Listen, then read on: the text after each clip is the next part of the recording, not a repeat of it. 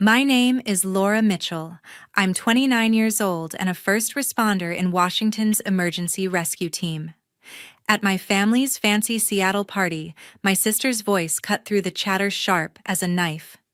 "You're useless, Laura, parading those ugly scars like some hero." Her sneer burned, but then her 17-year-old son stepped forward. His eyes locked on mine and said loud enough for everyone to hear, "I owe you my life." The room froze. Her face drained of color. What happened before that moment? How did I go from their punching bag to the one they couldn't ignore? Before we begin, drop a comment.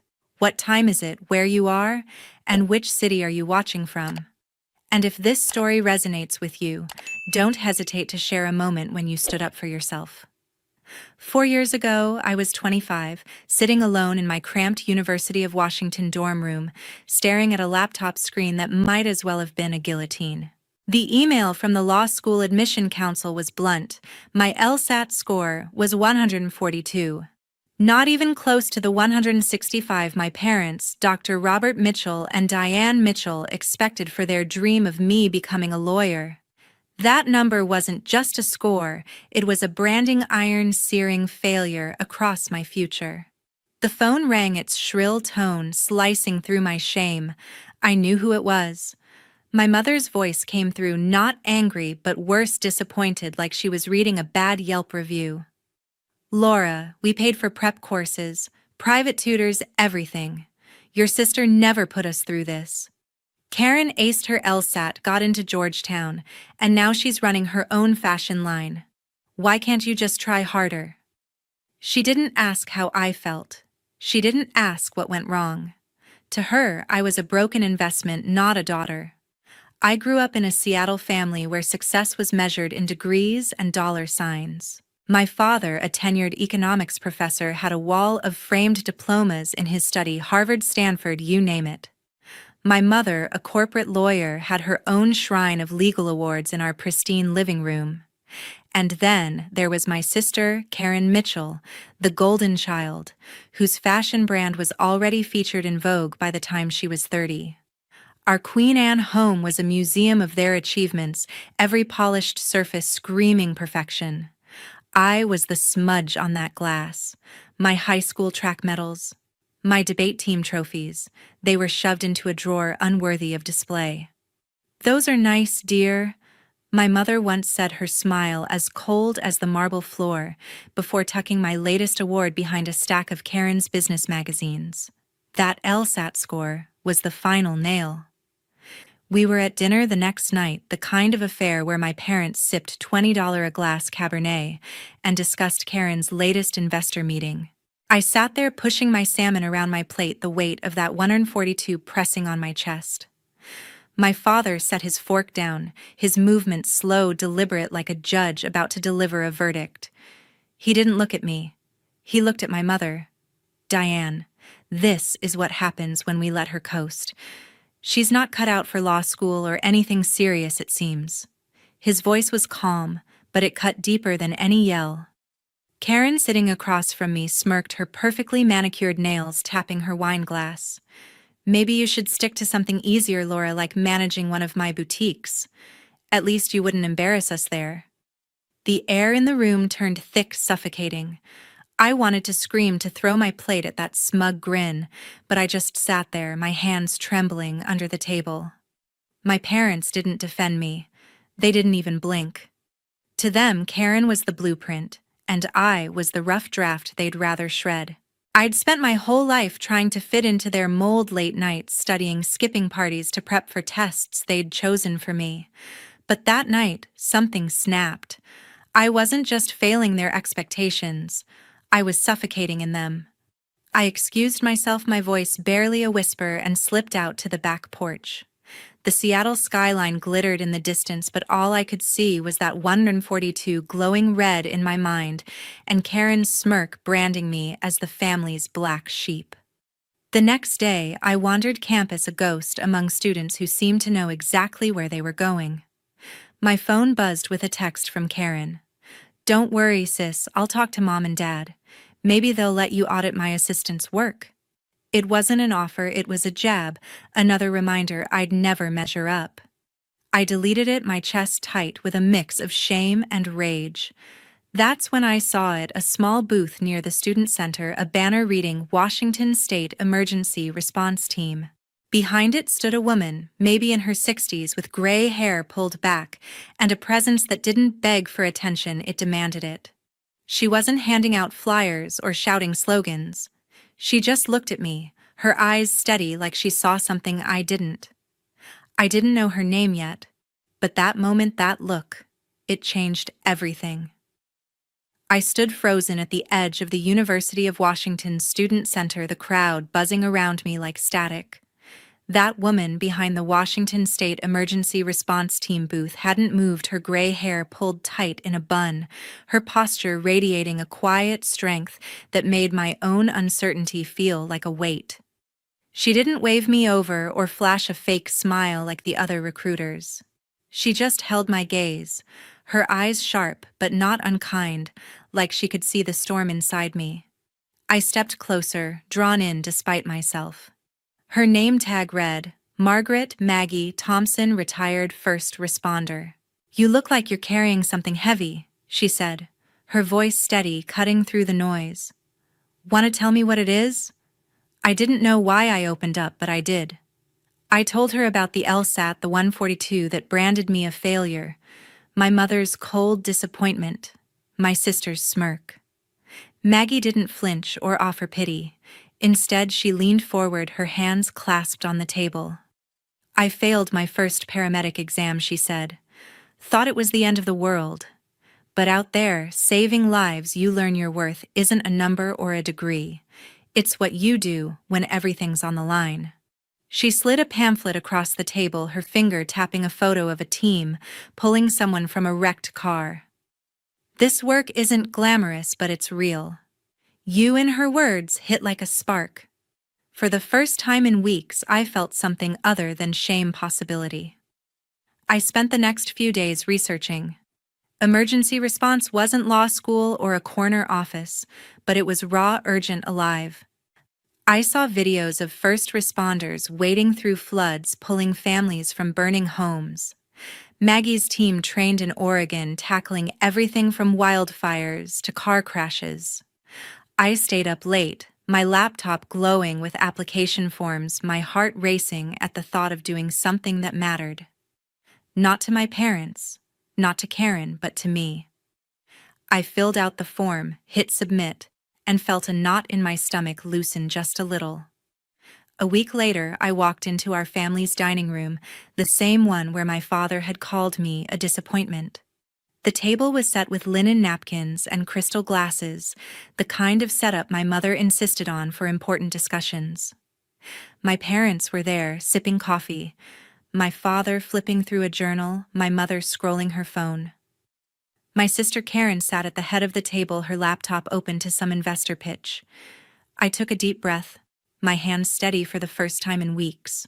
"I'm joining the Washington State Emergency Response Team," I said, my voice clear, louder than I expected. "I start training in Oregon next month." The room went quiet, the kind of silence that feels like a held breath. My father set his journal down, his eyes narrowing. "Emergency response." He said, his tone dripping with disbelief. "You're throwing away your future to play hero in a hard hat." My mother didn't look up from her phone, but her sigh was loud enough to fill the room. "Laura, this is just another impulsive move. You couldn't handle law school, and now you think you can handle... what, disasters?" Her words stung, but I was ready for them. I'd heard versions of this my whole life. Karen was worse. She closed her laptop with a sharp snap, her lips curling into that familiar smirk. "So you're running from failure, Laura. That's what this is, right? You bomb the LSAT so you sign up for some blue-collar charity stunt to feel better about yourself." She leaned back, crossing her arms. "You'll quit this too, just like everything else." Her words were a blade, but I didn't flinch. I looked straight at her. "I'm not quitting," I said. "This is my choice. I'm done chasing your shadow, Karen." My father shook his head, his voice cold. "This is a waste, Laura. You could still retake the LSAT. Get serious. We didn't raise you to waste your potential. My mother finally looked up, her eyes tired, like I was a problem she didn't have time to fix. Why can't you be more like your sister? She said, not even trying to soften it.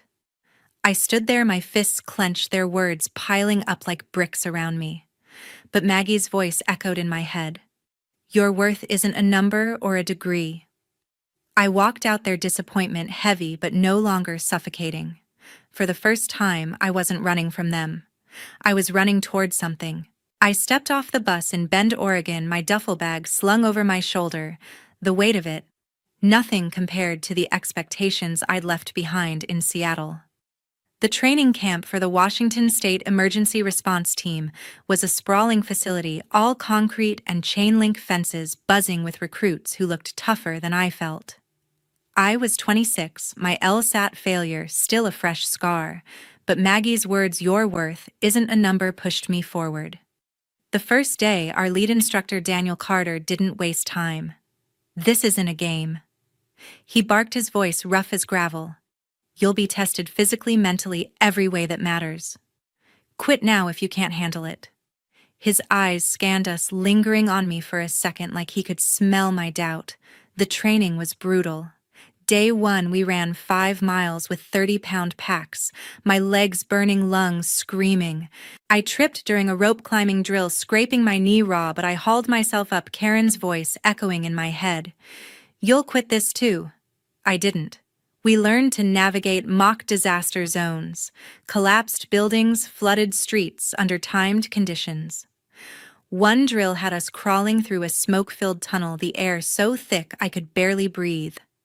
A guy next to me, Jacob Evans, panicked, his hands shaking as he fumbled his gear. I grabbed his arm, steadying him. Focus, I said, my voice sharper than I meant. He nodded, and we made it through. Jacob, a lanky kid from Spokane, became my shadow after that, always asking questions, always watching. The mental tests were worse. Instructors threw curveballs, simulated triage scenarios, where you had to choose who to save first. I froze during my first one, a mock car crash with screaming victims. Daniel pulled me aside after. You hesitated, Mitchell, he said, his tone firm but not cruel. Out there, hesitation kills. You've got the instincts, but you need to trust them. I nodded, my chest tight, replaying my mother's sigh. Why can't you be more like your sister? That night, I stayed up practicing knots and memorizing protocols, determined to prove I wasn't the failure they thought. Weeks turned into months. I got stronger faster, my hands steady as I bandaged wounds or hauled equipment. Maggie checked in once, her voice crackling over a video call. You're doing this for you, Laura, she said. Not them. Her words were fuel. During a final endurance test, a 10-mile hike through pouring rain carrying a dummy on a stretcher, I pushed through, my muscles screaming, Karen's smirk flashing in my mind. My team finished first, and Daniel gave me a nod, the closest thing to praise he ever offered. Not bad, Mitchell, he said. I felt a spark of pride, something I hadn't felt in years. Graduation day came, a crisp morning in June. I stood in my Navy uniform, a certificate in hand, top of my class. Jacob clapped me on the shoulder, grinning. You're a machine, Laura, he said. I smiled, but my thoughts drifted to Seattle. I wanted them to see this, to know I wasn't running from failure, but toward something real. I called home that night, my heart pounding as I dialed. My mother answered, her voice clipped, distracted. Laura, this isn't a good time. Your sister just landed a major deal with a New York retailer. It's a big moment for her. I gripped the phone, my knuckles white. I graduated today, Mom, I said, my voice steady despite the ache. Top of my class. There was a pause, long enough to feel like a slap. That's nice, dear, she said, like I'd told her I'd cleaned my room. But Karen's deal is going to change her career. You understand, don't you? I didn't respond. I couldn't. The pride I'd felt hours earlier curdled into something bitter. I hung up, staring at the certificate on my bunk. Maggie's words fighting to break through. Your worth isn't a number, But my mother's dismissal, her obsession with Karen's success, made it clear to them I'd never be enough. I packed my gear the next day, ready to join my first assignment. Jacob and the others were buzzing about their families coming to visit, but I didn't expect anyone. My father hadn't called, Karen hadn't texted, and my mother's words still stung. I wasn't their version of success, but I was starting to build my own. The road ahead was uncertain, disasters, long hours, lives on the line, but for the first time, I felt ready. I was 27, standing knee-deep in freezing floodwater in Snohomish County, Washington, the rain pounding my helmet like a drum. It was my first real assignment with the Washington State Emergency Response Team, and the world felt like it was unraveling. The river had overflowed, swallowing homes, cars, everything. Our team, led by Chief Daniel Carter, got the call at dawn. A family of 4 was trapped in their house, the water rising fast. My heart pounded, not from fear, but from something else, purpose. I could still hear my mother's voice from a year ago dismissing my graduation. "That's nice, dear." I shook it off, gripping my radio as Daniel's orders crackled through. "Mitchell, you're with me. Move fast." We waded through the murky water, the current pulling at my legs. Jacob Evans, my teammate from training, was on my left, his face pale but focused. The house was half submerged, the roof barely visible. A woman's voice screamed from inside, raw with panic. "Help my kids!" Daniel pointed to a shattered window. "Laura, get in there. Jacob, secure the rope." I didn't hesitate. I climbed through the glass, scraping my gloves, and landed in a living room turned aquarium. The water was up to my waist, furniture floating like ghosts. A woman, Lisa Harper, clung to a staircase, her 2 kids, a boy about 10 and a girl, maybe 6, huddled behind her. Her husband, Michael Harper, was trying to pry open a jammed door, his face gray with exhaustion. "Stay calm," I said, my voice steady despite the chaos. "We're getting you out." I grabbed the kids first, passing them to Jacob through the window. The girl was crying, her small hands clutching my jacket. "It's okay," I told her, my own fear buried deep. Michael was next, but Lisa slipped, her head dipping under the water. I lunged, pulling her up, my arms burning from the effort. We got her out the rope, guiding us to safety. On the shore, the family collapsed, sobbing, Lisa grabbing my hand. "You saved us," she whispered. "Thank you." I nodded, my chest tight with a feeling I couldn't name, pride, maybe, or relief. Daniel clapped my shoulder. "Good work, Mitchell," he said, his voice gruff but warm.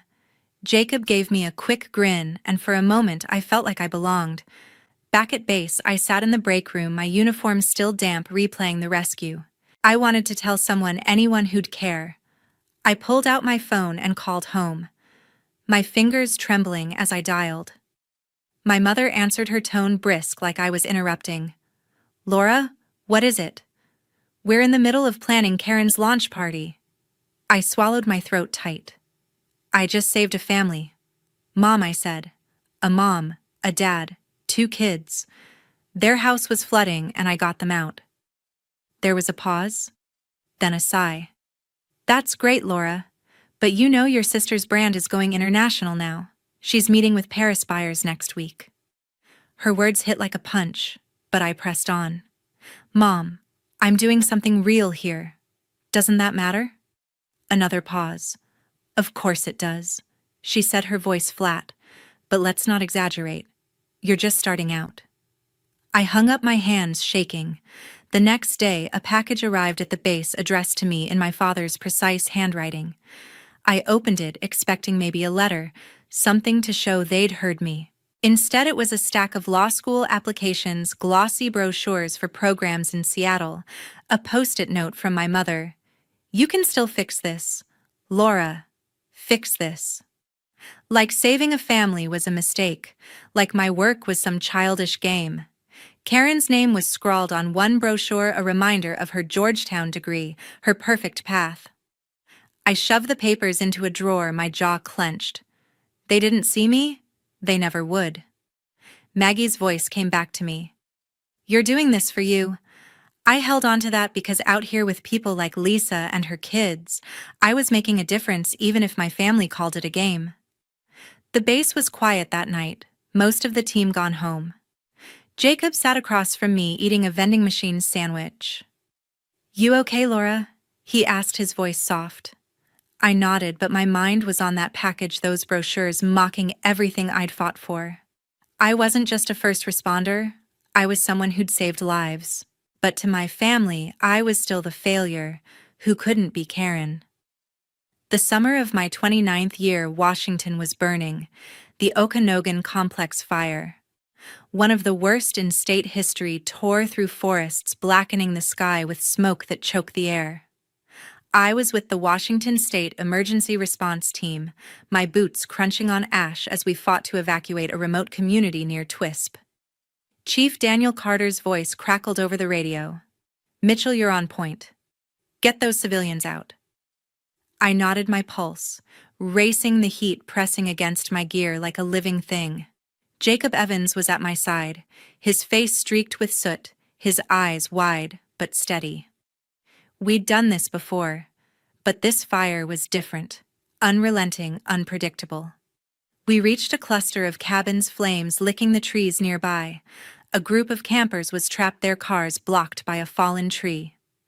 Among them, I saw a face that stopped me cold, Ethan Mitchell, my 17-year-old nephew, Karen's son.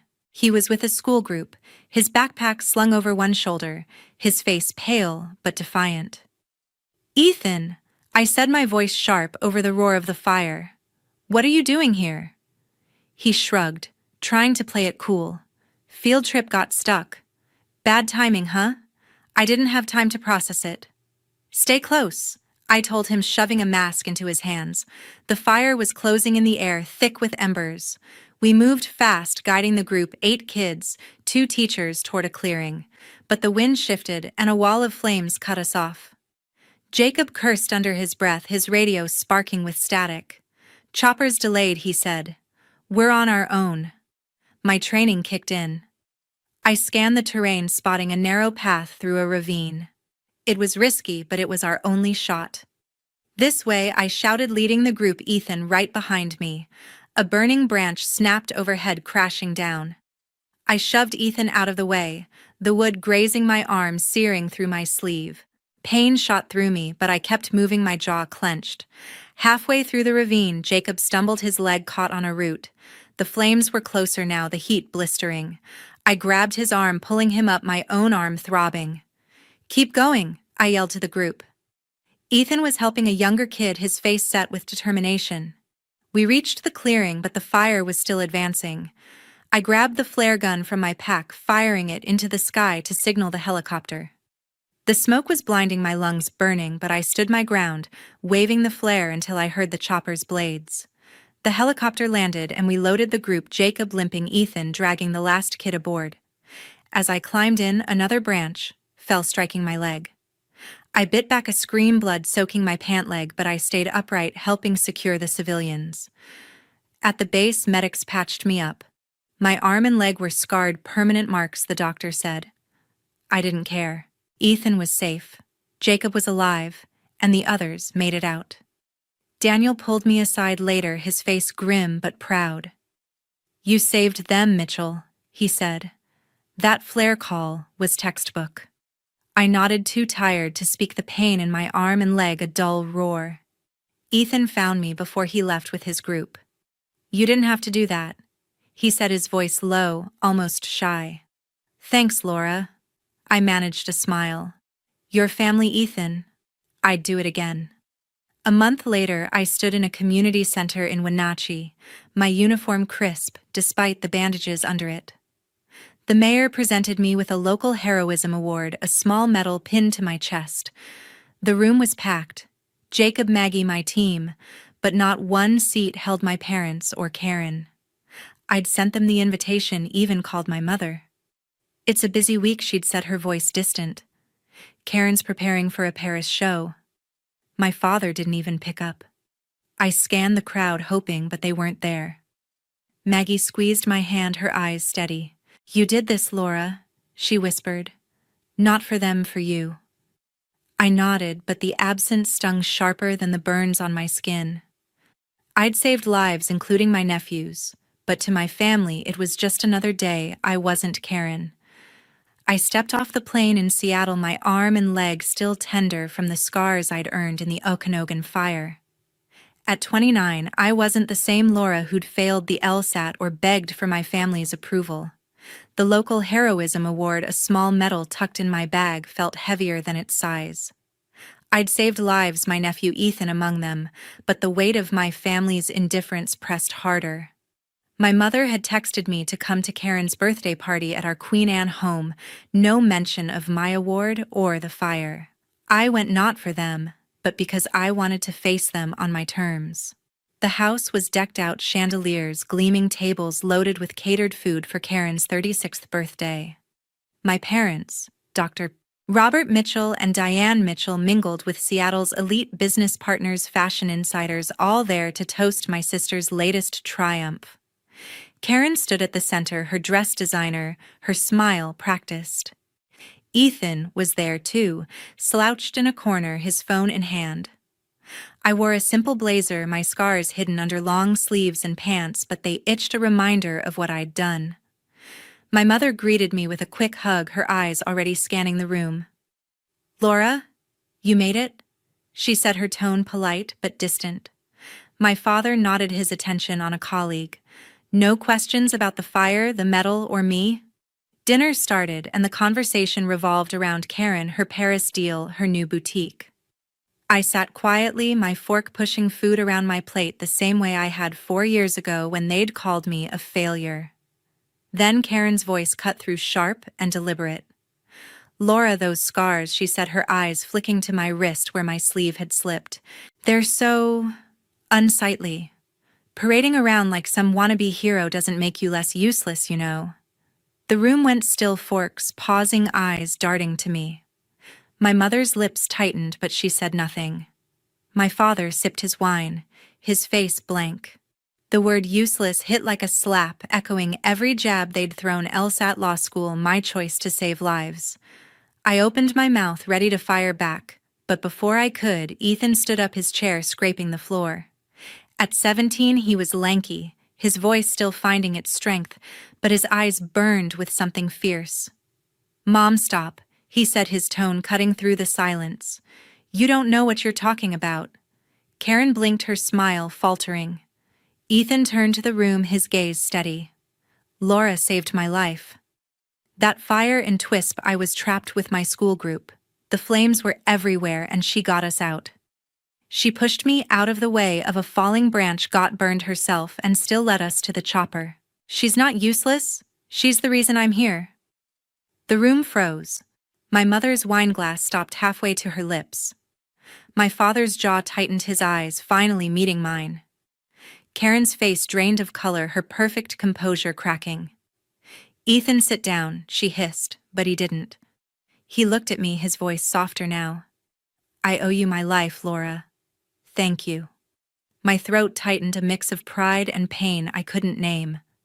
I nodded, unable to speak, my scars suddenly feeling less like shame and more like proof. The rest of the dinner was a blur. My parents didn't speak to me, their silence louder than Karen's words. Karen avoided my eyes, her laughter forced as she steered the conversation back to her success. But Ethan's words hung in the air, a shield against their judgment. I left early, slipping out to the porch, the Seattle skyline glittering in the distance. Maggie's voice echoed in my head. "You're doing this for you." For the first time, I believed it. I wasn't their failure anymore. I was Laura Mitchell, the woman who'd saved lives, who'd earned her place, scars and all. Ethan's words still hung in the air at my sister's birthday party, the Queen Anne dining room, heavy with silence, after he'd called me out as the one who saved his life. For a moment, I thought it might change something. My parents sat frozen, their faces unreadable. Karen, her perfect smile cracked, tried to steer the conversation back to her Paris deal, but the room felt different now, charged with something raw. I stood there, my scars itching under my sleeves, waiting for a response, an apology, a glance, anything. But my mother just sipped her wine, her eyes avoiding mine. My father cleared his throat, turning to a guest about some economics conference. Karen laughed too loudly, tossing her hair. That's when it hit me, Ethan's truth didn't matter to them. I didn't matter. I'd spent years chasing their approval through the LSAT, through law school dreams they'd forced on me, through every cutting remark about my failures. I'd saved lives, earned scars, pinned a heroism medal to my chest, but to them, I was still the shadow of Karen's spotlight. Something snapped inside me, a dam breaking after years of holding it together. I pushed my chair back the scrape loud enough to make the heads turn. Enough, I said, my voice steady, but burning. I'm done. My father's head snapped up, his brow furrowing. Laura, sit down. He said, his tone sharp, like I was a student interrupting his lecture. I didn't. I looked at him, then at my mother, then at Karen, who was smirking, one eyebrow raised. You've never seen me. I said, my words spilling out, years of hurt sharpening them. I failed your test, didn't I? The LSAT law school, your perfect mold. But I saved people. I saved Ethan. And you. I turned to my mother.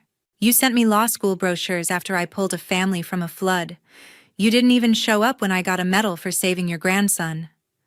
My voice shook now, but I didn't stop.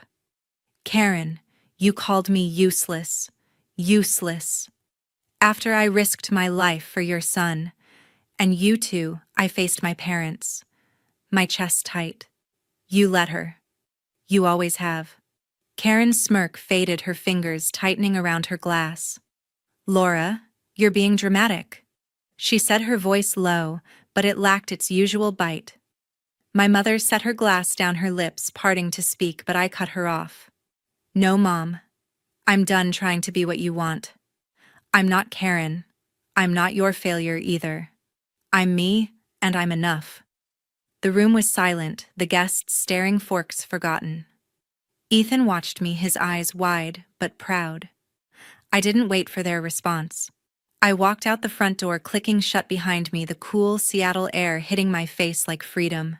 I moved into a small apartment near the rescue team's base. The next week, my medal and scars, the only things I carried from that life. My phone buzzed one evening, Karen's name flashing on the screen. I almost didn't answer, but curiosity won. Her voice was softer than I'd ever heard, hesitant. Laura, I didn't mean it, she said. What I said at the party. I was wrong. I'm sorry. I waited for the relief, the warmth of her apology, but it didn't come. Her words felt like too little, too late, a bandage on a wound that had already scarred over. I don't need your sorry, Karen, I said, my voice calm. I needed you to see me. You never did. None of you did.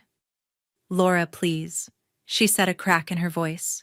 We can fix this. Your family. I closed my eyes. Maggie's words echoing. You're doing this for you. I've got my family, I said. The team. The people I save, Ethan. They see me. I don't need you anymore. I hung up my hands, steady, my heart lighter than it had been in years. I blocked her number, then my parents. I wasn't angry anymore. I was free. I sat on my balcony that night, the city lights stretching out below. My scars caught the glow, a map of everything I'd survived. I wasn't the girl who failed the LSAT or the sister who'd never measure up.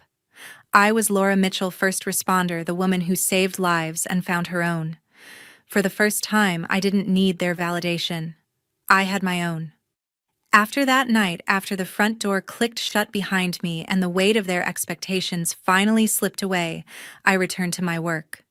Not as someone seeking approval, but as the woman I had become, a trainer for the Washington State Emergency Response Team, guiding recruits through the art of saving lives, through floods, wildfires, and everything in between. The scars on my arm and leg are proof of what I've lived through, from pulling families out of floodwaters to carrying my nephew Ethan out of a burning forest. I've earned a medal for heroism, faced down walls of flame, and built a life that I'm proud of. But the hardest lesson I've learned has nothing to do with courage under pressure. It's about knowing your worth even when the people you love the most refuse to see it. For years, I tried to prove myself to my family. My father, a professor, and my mother, always chasing status, expected me to follow a path that wasn't mine: law school, a corner office, a life like my sister Karen's. When I failed the LSAT at 25, they called me a disappointment. When I chose rescue work, they said I was running from failure. And when I saved lives, they mailed me law school brochures like my work was just some detour, a mistake. At Karen's birthday party, after I risked everything to save her son, she still called me useless. That night, I stood up. I walked out. I cut ties. And that was the moment I realized something I wish I'd learned sooner. You can't let someone else's expectations define who you are. I used to think I needed their approval to feel complete. I used to sit at their dinner table, my heart racing, hoping to hear a word, just one of pride. But I always left empty-handed. It wasn't until I let go, really let go, that I found peace. I've built a new family now with my team, with people like Maggie who saw me from the beginning, and with Ethan who stood up for me when no one else did. My scars, my medal, my work, they're mine, not theirs. And here's what I want you to remember. Your value doesn't come from people who don't respect you. It comes from the choices you make, the lives you touch, and the person you choose to be every single day. Don't make the mistake I did. Don't spend years chasing validation from people who refuse to see your worth. It's a trap, one that keeps you small, keeps you doubting. If you're living under someone else's expectations, stop. Ask yourself, who am I doing this for? If the answer isn't me, then it's not worth it. I had to learn that the hard way. But you don't have to. Find your path. Find your people. Find your purpose. Hold on to it and don't let anyone tell you that you're less than enough. I'm sharing this because I know I'm not alone. There are so many of you out there fighting to be seen to be enough. I want to hear your stories, your struggles, your victories, those moments when you finally realized your own worth. Share them in the comments. Let's start a conversation. And if this story resonates with you, hit that subscribe button. Because this isn't just about me, it's about all of us finding our way home. Thank you for listening. Thank you for being here. You're not invisible. You are enough. Pathetic people like you don't deserve credit anyway, my sister Melinda laughed, her voice echoing off the glass walls of her Denver office. I sat there in the chair I'd helped her pick out 3 years ago, staring at the woman who had just fired me from the company I'd built from the ground up. The irony wasn't lost on me. Even the motivational quotes framed behind her desk were ones I'd designed and printed. My name is Tessa Franklin, and for 14 years, I've been the invisible force behind my sister's real estate empire. At 43, I'm a graphic designer and marketing strategist who foolishly believed that family meant partnership. Every logo, every website, every sales funnel that made Melinda's company successful came from my hands, my creativity, my sleepless nights. I never charged her a penny because she always called it our future. But sitting in that sterile office, watching her smirk while her best friend Chelsea York lounged in the corner scrolling through Instagram, I realized there was no our anymore. There probably never had been. "You're out," Melinda had said just moments before, not even bothering to look up from her oversized mahogany desk. Chelsea brings a younger energy to the brand. Fresh perspective, you know? I looked at Chelsea, a 26-year-old influencer whose biggest professional accomplishment was getting 50,000 followers by posting workout videos in designer athletic wear. Her resume consisted of sponsored posts for protein powder and teeth whitening kits. This was who Melinda thought could replace 14 years of my expertise. "What about everything I've built here?" I asked, my voice steady despite the earthquake happening inside my chest. "You should be grateful I let you help," Melinda replied, finally meeting my eyes with that cold stare I'd seen her use on difficult clients. Most sisters wouldn't have been so generous. The word generous hung in the air like a toxic cloud. Generous. For 14 years of free work, for building her entire digital presence, for creating the brand identity that made her millions, for designing every marketing campaign that brought in her biggest clients. Chelsea giggled from her corner. "Don't worry, Tessa. I'm sure you'll find something. Maybe try Fiverr?" That's when something inside me shifted. Not anger. Something colder. Something more calculating. I stood up slowly, gathering my purse and the single notebook I'd brought to what I thought was going to be a strategy meeting. "You're right," I said, walking toward the door. I should be grateful. Neither of them caught the edge in my voice. They were too busy celebrating their brilliant business decision to notice that I hadn't said I was grateful, just that I should be. Growing up, Melinda had always been the golden child. 3 years younger than me, she possessed the kind of effortless charm that made teachers overlook her missing homework and parents excuse her broken curfews. I was the responsible one, the one who cleaned up her messes and helped her study for tests she hadn't prepared for. When she announced she wanted to start a real estate business 8 years ago, I was working as a freelance graphic designer, struggling to build my own client base in Denver's competitive market. Melinda had just gotten her real estate license and needed help with just a few small things. A logo, maybe a simple website. "Think of it as an investment in our family's future," she'd said over dinner at our favorite Italian restaurant downtown. "Once the business takes off, we'll be partners. 50-50 split on everything." I believed her. Why wouldn't I? She was my sister, and despite her flaws, I thought our bond meant something.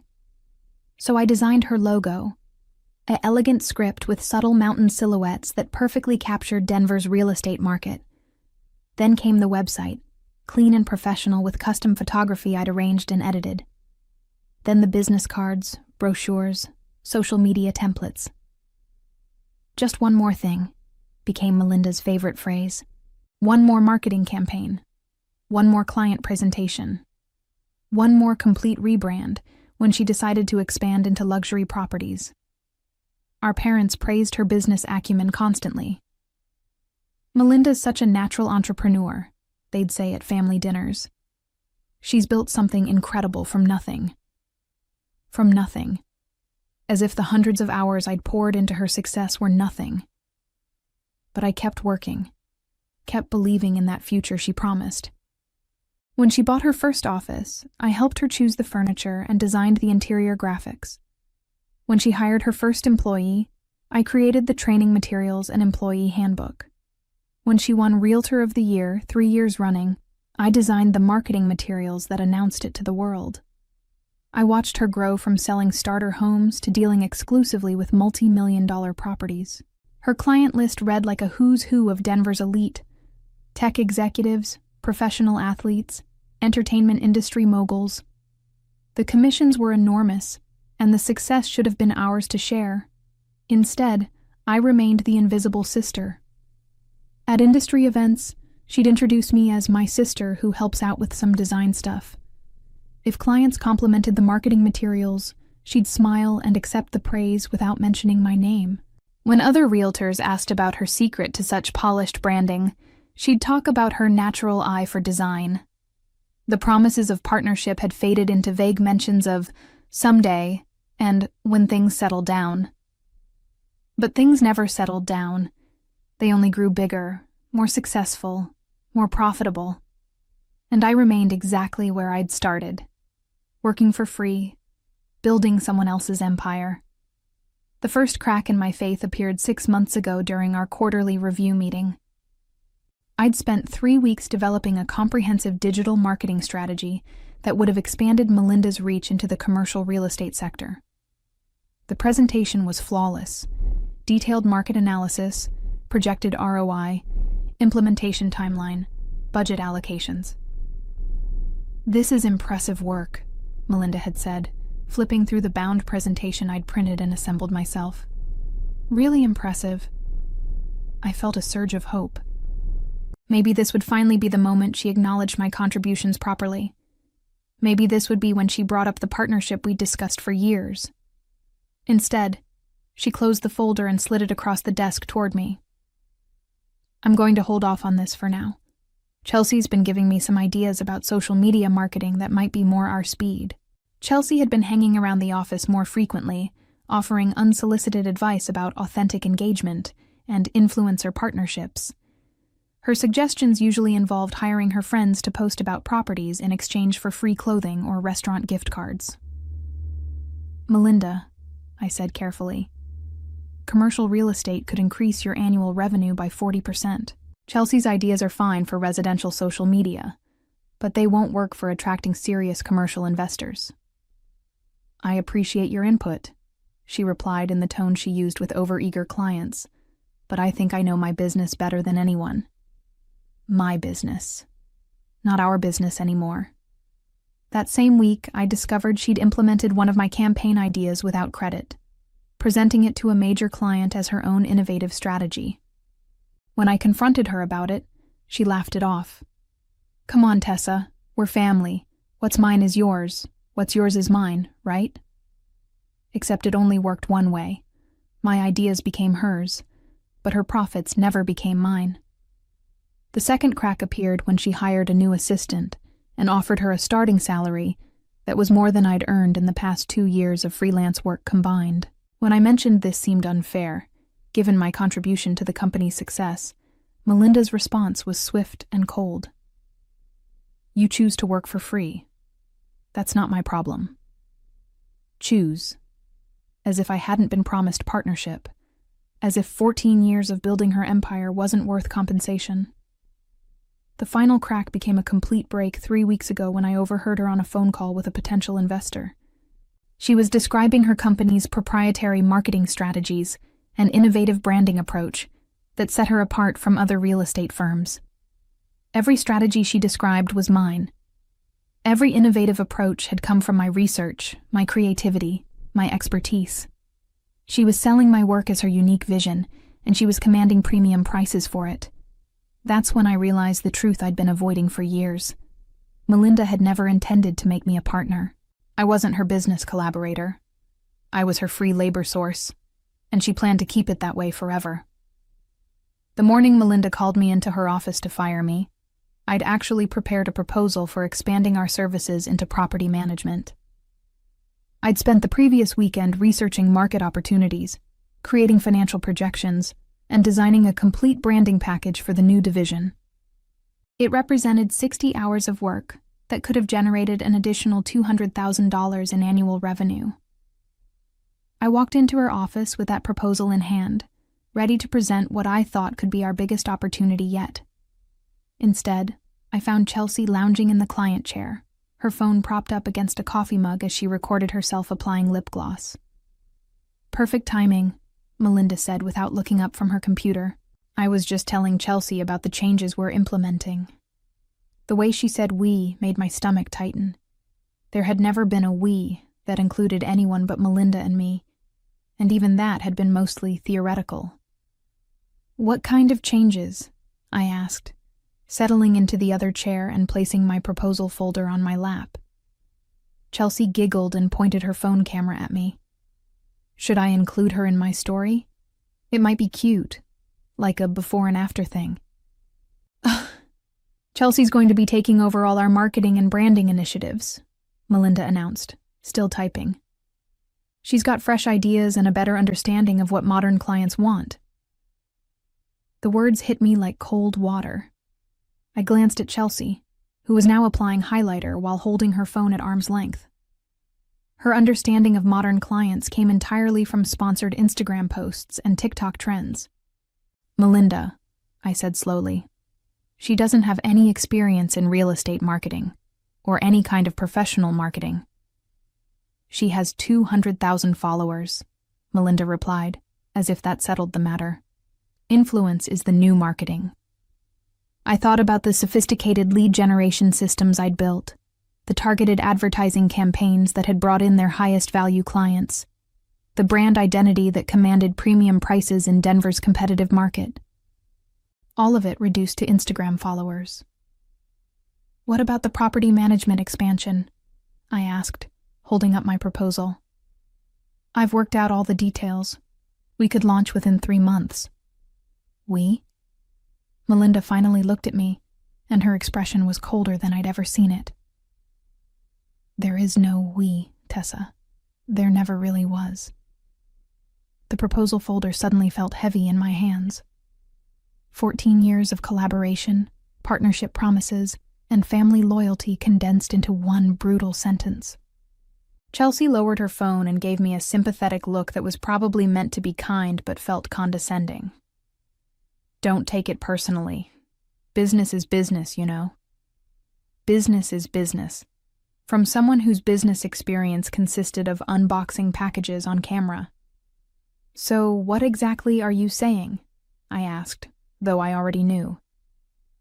I'm saying your services are no longer needed, Melinda said, turning back to her computer. Chelsea will be handling everything moving forward. She's already got some amazing ideas for rebranding. Rebranding? The word came out sharper than I intended. You want to rebrand the company I built? You didn't build this company, Melinda snapped. You designed some logos and made some websites. I built this business through relationships, sales skills, and market knowledge. Don't confuse doing a few favors with being a business partner. A few favors. 14 years of creating every piece of marketing material, every client presentation, every digital asset that made her company successful, reduced to a few favors. You're right, I said, standing up. I was confused. Something in my tone made Melinda look up again, but I was already moving toward the door. Oh, and Tessa? She called after me. I'll need you to send over all the login information for the website and social media accounts. Chelsea will need access to everything. I paused at the door. Of course. I'll make sure she gets everything she needs. Neither of them heard the edge in my voice. They were too busy discussing color schemes and aesthetic vibes to notice that I hadn't actually agreed to hand over anything. Walking out of Melinda's office, I felt strangely calm. The betrayal hurt, but it was overshadowed by a crystal-clear realization. I had more power in this situation than either of them understood. For 14 years, I'd been meticulous about protecting my work. Every logo, every website design, every marketing campaign I'd created remained under my copyright. The contracts we'd never formally signed worked in my favor. Without explicit transfer agreements, all intellectual property belonged to the creator. That was me. More importantly, Melinda had never bothered to understand the technical side of her business. She didn't know that I owned the primary domain registration, controlled the hosting account, and held administrative access to every digital platform her business relied on. Why would she? I'd always handled the computer stuff, while she focused on real business. I drove home to my downtown apartment, the proposal folder still sitting on my passenger seat like a monument to wasted effort. But instead of throwing it away, I filed it carefully in my home office. That research would be useful, just not for Melinda's benefit. My phone buzzed with a text from Chelsea. Hey, super excited to work with your designs. Can you send passwords ASAP? Want to start making changes today? The emoji enthusiasm made my eye twitch. I set the phone aside without responding. Over the next few hours, I made a systematic inventory of everything I'd built for Melinda's company. The main website, built on my hosting account with my administrative credentials. The customer relationship management system I'd researched, purchased, and configured. The email marketing platform with 14 years of client data and automated campaigns. The social media accounts I'd created and managed. The cloud storage system containing every client presentation, marketing template, and brand asset. All of it traced back to accounts I owned and controlled. I opened my laptop and began documenting everything methodically. Screenshots of account ownership, copies of original design files, records of domain registrations, all time-stamped and organized. If this became a legal matter, I wanted comprehensive evidence. Around 6 p.m., my phone rang. Melinda. Tessa, Chelsea's having trouble accessing the website backend. She needs the admin login. I'm sure she can figure it out, I replied. She's got all those fresh ideas, right? Don't be difficult. Just send her the information. Actually, Melinda, I've been thinking about what you said today, about how I've been confused about my role in the business. Silence on the other end. You're absolutely right. I was confused. I thought we were partners working toward a shared future. But you've clarified that I was just someone doing favors. Tessa. So I've decided to stop being confused. No more favors. What does that mean? It means I'm reclaiming ownership of my work. All of it. Another long silence. You can't be serious. I'm very serious. Every piece of intellectual property I created for your company remains my legal property. The website, the branding, the marketing systems, all of it was created under my copyright. That's ridiculous. You can't just... I can, and I am. You said business is business, right? This is business. I hung up before she could respond. Within an hour, Chelsea had texted me 6 times, each message more frantic than the last. Then Melinda called again, then texted, then called from the office number. I ignored them all. Instead, I opened my laptop and began the process I'd been unconsciously preparing for, since the moment Melinda dismissed 14 years of my work as a few favors. It was time to show her exactly what those favors were worth. Friday evening, I sat at my kitchen table with my laptop open and a cup of coffee growing cold beside me. Outside my windows, Denver's downtown lights twinkled like a circuit board, and I felt oddly peaceful for someone about to dismantle a business empire. I started with the website. The entire Franklin Realty site was hosted on my personal hosting account, something I'd set up years ago when Melinda was just starting out and couldn't afford business-level hosting. I'd maintained it ever since, upgrading the service as her business grew, paying the bills from my own credit card and never asking for reimbursement because it was supposed to be our investment. With a few clicks, I revoked administrative access for everyone except myself. Then I set the site to private, displaying only a simple message. Site under maintenance. Please check back soon. Next came the email system. Melinda's entire client communication platform ran through a professional email service I'd researched and configured. Every automated follow-up sequence, every client newsletter, every lead nurturing campaign, all of it flowed through systems I'd built and managed. I suspended the account. The customer relationship management platform was next. 14 years of client data, sales pipelines, and automated workflows disappeared behind a login screen that only I could access. Then the social media management tools, the automated posting schedules, the advertising accounts with their carefully crafted campaigns and optimized targeting. One by one, I reclaimed control of every digital asset I'd created. My phone buzzed constantly with increasingly desperate messages from both Melinda and Chelsea. I let them go to voicemail while I worked systematically through my list. The final step was the most important, backing up everything valuable and then changing the passwords on every account. Not out of spite, but because these were my creations, my intellectual property, and I had every legal right to protect them. Around 11 p.m., I received a call from a number I didn't recognize. Tessa, this is David Chen from Franklin Realty. I recognized the voice of Melinda's top-performing agent. I'm sorry to bother you so late, but we've got a major problem. None of our systems are working. The website's down, emails are bouncing, and I've got clients trying to schedule showings who can't reach us. Have you talked to Melinda about this? I've been trying to reach her for hours. She's not answering her phone. Look, I don't know what's going on between you two, but I've got a $2 million deal that's supposed to close Monday morning. My clients are panicking because they can't access the virtual tour or property documents. I felt a twinge of sympathy for David. He was a good agent who'd always treated me respectfully. But his problem wasn't with me. David, I'm no longer affiliated with Franklin Realty. You'll need to work with Melinda and Chelsea to resolve any technical issues. Chelsea? The Instagram girl? Tessa, she doesn't know anything about our systems. We need you. Then you should discuss that with Melinda. She made her position very clear today. After I hung up, I sat back and considered what I'd done. Some might call it revenge, but it felt more like reclamation. For 14 years, I'd built something valuable and given it away freely in exchange for promises that were never fulfilled.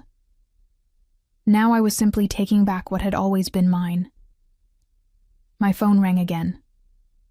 This time it was Melinda, and this time I answered. "Tessa, what the hell have you done?" I stopped being confused. I replied calmly. "You wanted fresh ideas and younger energy. Figure it out. You can't destroy my business like this." "I'm not destroying anything. I'm just no longer maintaining it for free." By Monday morning, Franklin Realty was in complete chaos. The phone calls started early. Panicked agents, confused clients, angry contractors who couldn't access project documents. Melinda's carefully constructed empire was crumbling in real time. I learned about the fallout from multiple sources. David sent me a text around 8 a.m. 3 agents quit this morning. Clients are threatening to sue. Whatever happened, this is bad. Social media told the rest of the story. Chelsea had managed to post a cheerful, "new week, new energy" message on her personal Instagram, but Franklin Realty's accounts remained silent. The company's professional image, built over 14 years, had vanished overnight. Around noon, my phone rang. It was Harrison Miller, one of Denver's most prominent real estate attorneys, and a client I'd worked with on several high-end marketing campaigns. "Tessa, I heard about the situation with Franklin Realty. I'm representing 3 of their former clients who are considering legal action over failed closings, but I'm calling because I have a proposition for you." He explained that several of Melinda's former agents were looking to join new firms, but wanted to work with someone who understood luxury real estate marketing. They'd specifically asked for me. "I'm expanding my real estate division," Harrison continued. "I need someone who can handle sophisticated branding and marketing for high-net-worth clients. Interested?" 3 hours later, I was sitting in Harrison's downtown office, signing a contract as Director of Marketing for Miller & Associates Real Estate. The salary was triple what I'd been making as a freelancer, plus profit sharing and full creative control over all marketing initiatives. By 4 p.m., I'd received calls from 2 other real estate firms and a luxury property development company. Word was spreading quickly through Denver's tight-knit real estate community. Tessa Franklin was available, and everyone knew she was the creative force behind Franklin Realty's success. My phone buzzed with a text from an unknown number. "This is Chelsea. Melinda told me to ask if you'll come back. She says she'll pay you this time."